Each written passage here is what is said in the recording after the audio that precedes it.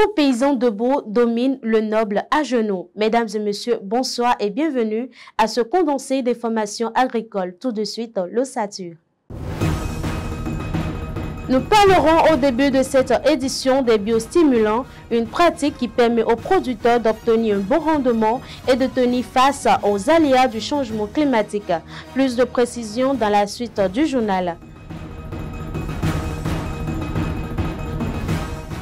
Dans le dossier de ce vendredi, nous abordons les raisons qui justifient la hausse du prix du piment sur le marché. Une situation qui met mal le budget des ménages et la mévente chez les vendeuses.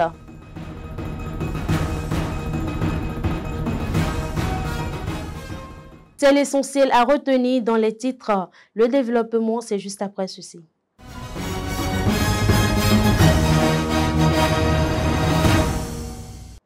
Merci de votre aimable attention. Nous commençons tout de suite avec la météo.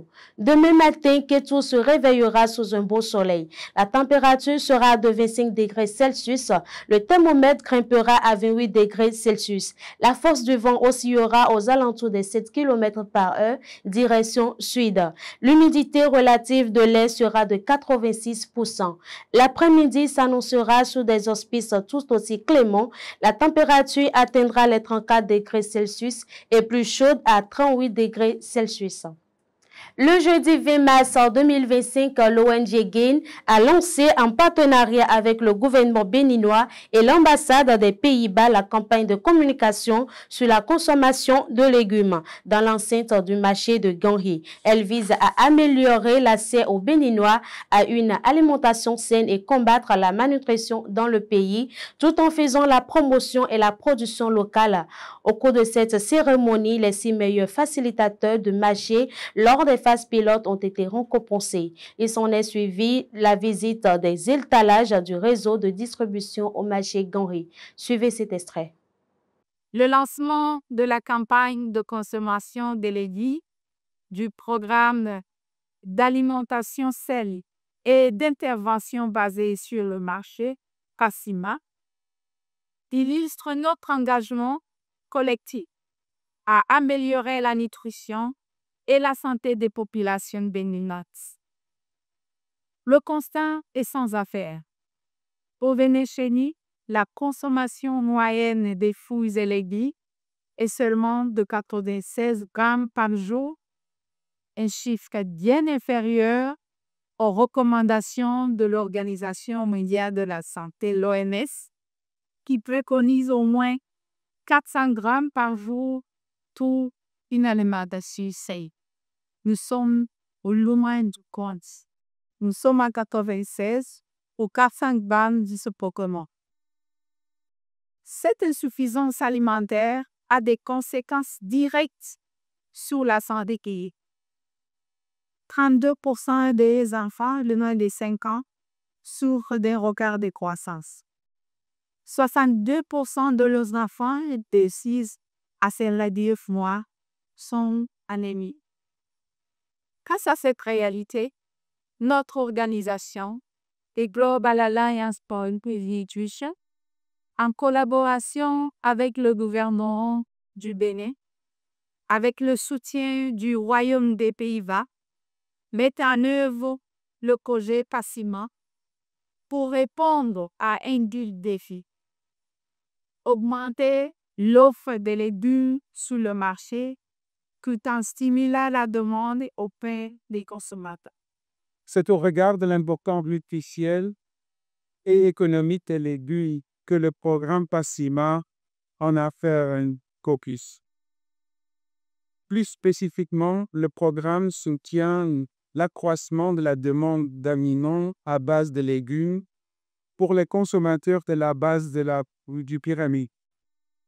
Cette catégorie de consommateurs inclut la tranche d'individus vulnérables et à revenus faibles, et ceci se concrétise, entre autres, au moyen de campagnes de communication de sensibilisation visant la promotion de la consommation de légumes. Le Bénin se prépare pour une nouvelle ère agricole. Le gouvernement béninois a annoncé récemment la date du lancement officiel de la campagne agricole 2025-2026, une initiative stratégique destinée à dynamiser le secteur agricole et renforcer la sécurité alimentaire nationale. La cérémonie d'ouverture est prévue pour le 11 avril 2025 à Dassazoumé. La décision a été prise lors du Conseil des ministres ce mercredi 19 mars 2025.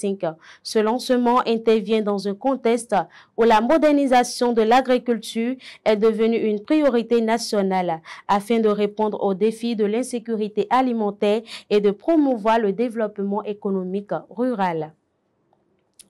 Nous parlons du gingembre dans la rubrique bien-être, une racine très prisée dans la cuisine et qui apporte tant pour l'agriculture que pour la santé du consommateur. Suivez plutôt cet extrait avec la signature vocale de Maëlle Anator pour plus de détails.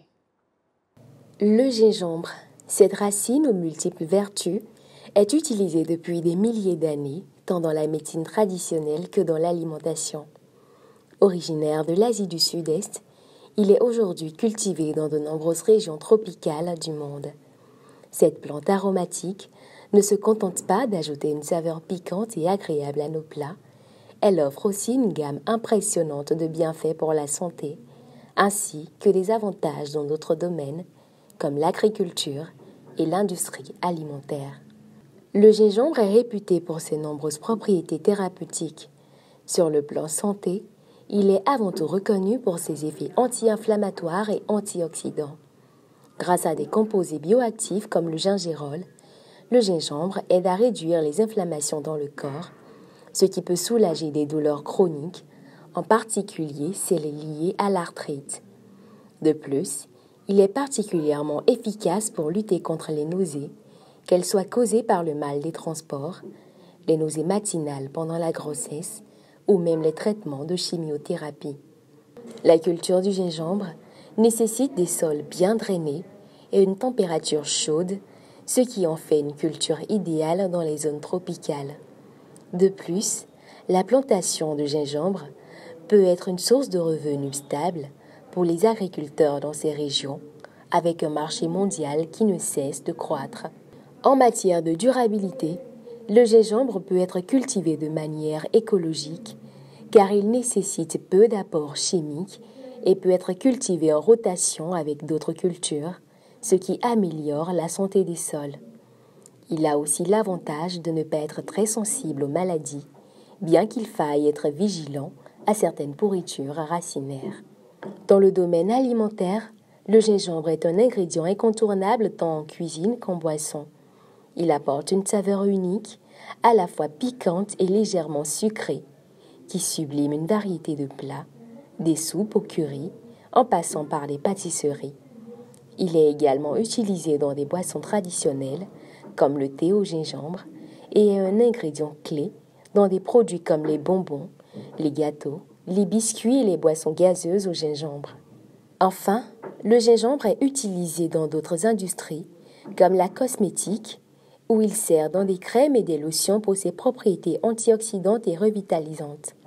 Il est aussi présent dans certains produits de soins capillaires, grâce à sa capacité à stimuler la circulation sanguine au niveau du cuir chevelu.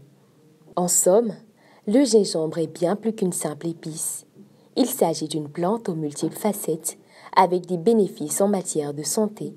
Le Fonds national de développement agricole FNDA, avec l'appui de la coopération suisse au Bénin, fait œuvre utile à Materi et Kobli où la production et la transformation de karité constituent une activité ancestrale. 2 unités de transformation érigées pour la promotion de la chaîne de valeur karité au Bénin. Cette œuvre répond à un besoin important des femmes transformatrices qui travaillent dans une grande précarité depuis plusieurs années.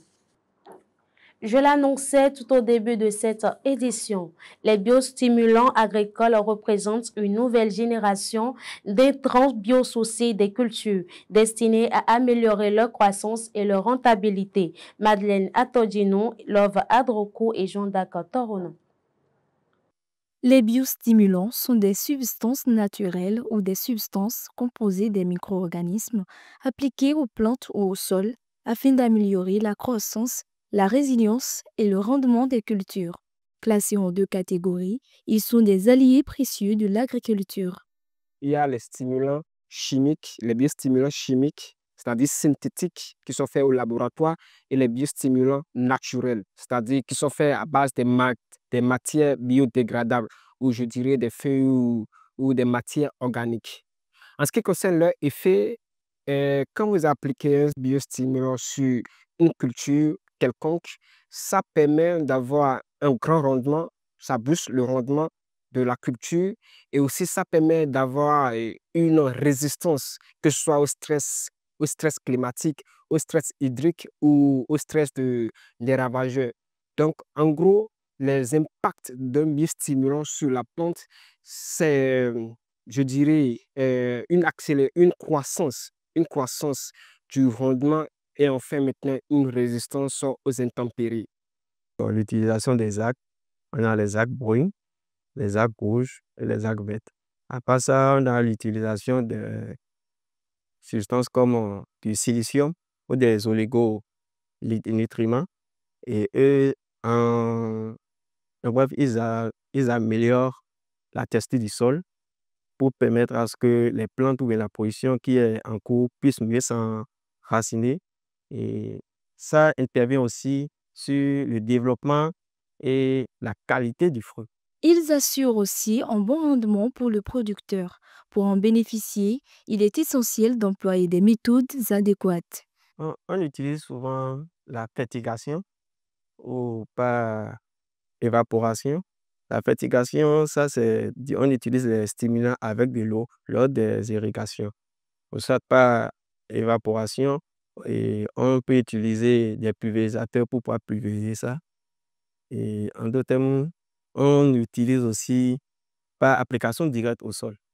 En ce qui concerne le rendement, il faut que la plante soit en bonne santé avant d'avoir un rendement escompté. Et la molécule qui est en charge de donner un bon rendement, c'est le phosphore. Donc, le biostimulant aide la plante à être en bonne santé, c'est-à-dire son immunité être vraiment résistante. Et après maintenant, le potassium qui vient ensuite, qui permet à cette plante de faire le rendu, c'est-à-dire de donner la récolte qu'il faut. Les biostimulants sont très efficaces, mais il est important de noter qu'ils ne sont pas des engrais, ni des pesticides ou encore des fertilisants. Du 18 à ce jour 21 mars 2025, Abidjan accueille une réunion de haut niveau sur la lutte contre la pêche illicite non déclarée et non réglementée en Afrique de l'Ouest. Avec des pertes annuelles de 2 milliards de dollars, la CEDEAO et ses partenaires cherchent à renforcer la coopération régionale et harmoniser les lois pour protéger les ressources maritimes. Le piment vert ou rouge est un ingrédient très prisé dans la cuisine béninoise, mais qui se fait rare actuellement dans les marchés. Notre rédaction s'est rapprochée des consommateurs et vendeuses du marché de Calavi pour avoir leurs avis sur cette situation. Reportage de Maël Anator et Love Adroko.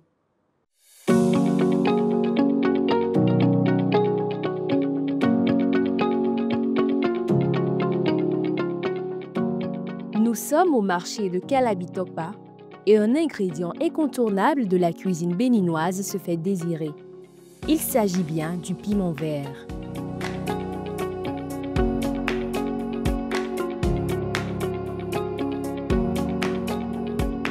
Sur les étals, il se fait rare et son prix grimpe.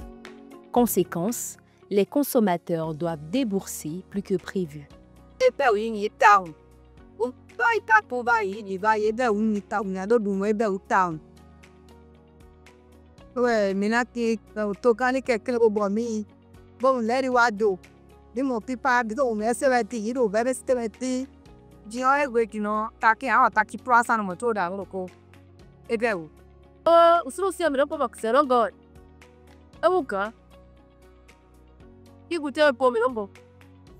D'après les revendeuses, cette flambée des prix n'est pas un hasard. Les conditions météorologiques défavorables, les récoltes en déphasage avec la demande sont autant de facteurs qui expliquent cette situation. Do dia tan do kpokpo yin jiro kpokpo ton. Tan la leo. Fi de bu so do takin e no podo manavi kere. Da yo mi no ho 10 000. Fi de mi le dion. 45 000 wa yin royin. Do sa ton di etofi.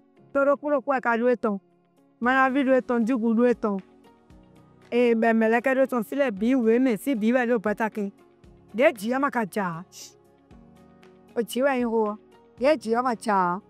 Glenonyo. Patakin no blo. Vovo gaga. E ye dion e inde. Ahel. Enyon anda. Bodo ami vovo po. Ozera doji. Ada kwa mi vovo po mi no ahia. Mi ki agudo olu. E kuo. Amba fi de mo na bedo fio. E yan bedo fio lo. Awa je bi blazi pere dian he an blo ye bo na wa sanzi akito. On patakin no blo a. Enyon. Dans les cuisines, le piment vert manque à l'appel dans bien des plats. Certains ménages cherchent des alternatives, d'autres rationnent leur consommation. Pour rappel, le piment vert fait partie des cultures maraîchères les plus prisées au Bénin. En attendant un retour à la normale, il va falloir réajuster le budget ou explorer d'autres épices pour relever nos plats. Et c'est la fin de cette édition. Merci de votre fidélité. Prenez soin de vous. À très bientôt pour de nouvelles informations agricoles.